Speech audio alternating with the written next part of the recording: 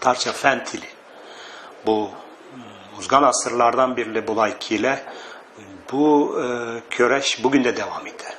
Devlet tili bulsun, fen tili bulsun, Süleşü tili gene bulup kalmasın. Bütün her ülkede Tatarça yangırasın, halkının bütün gereksinimlerin, ihtiyaçların karşı alsın.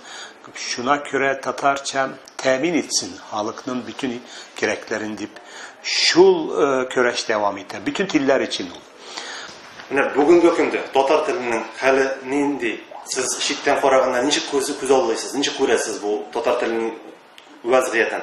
Cidden karaganda elbette lingüistik isepler, lingüistik statistikalar benim kolumda yok. Lakin internet arkalı min Tataristanlı cidden okuganda, matbuatını görgende kürem mesela informatika boyunca da Tatarça var. Matbuatta, internette de Tatarça girgende, Tatarça sözler mesela yazganda, motorlarda ol kürüne. Bu baylık diyen söz. Bir dil mesela internette küp mü tarala, küp mü çıganakları var. Bu anın istatistikası bula. Küp mü kitap yazsanız borungadan birli 1000 yıllık medeniyet boyunca kitap medeniyeti var, o da miras. Lakin bugünkü aktif revişte internette yeş bulun Tatarça alıp bara. Bularını kürüp şatlanan bir küp gazetler okup bulan.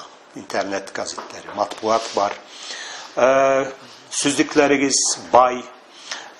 Fen yagından da bayağı etkenimçe Tatar dilinin yüzünde ol küçlü kürem, ol orluklu kürem. Ama her Türkiye halk için korkunç var.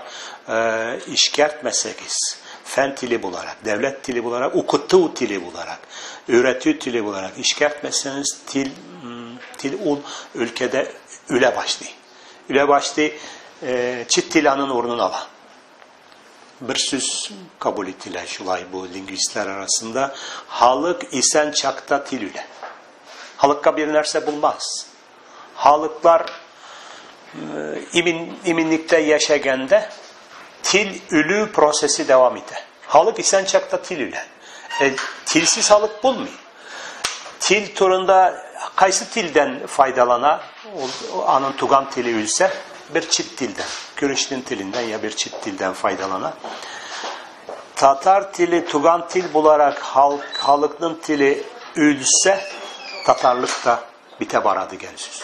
Korkunç bıçağının üstünde kırığında torgan şekilli sizile Tatar tili bıçakın üstünde. Bu yakka mı tüşe, bu yakka mı tüşe. Ol bizden kulübümüzde.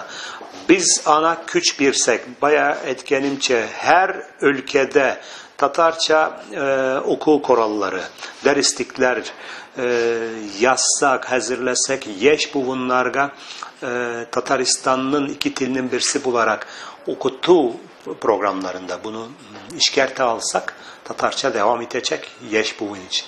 Lakin mektepler ya ki üniversiteler okutu bilen iş tamam tügül.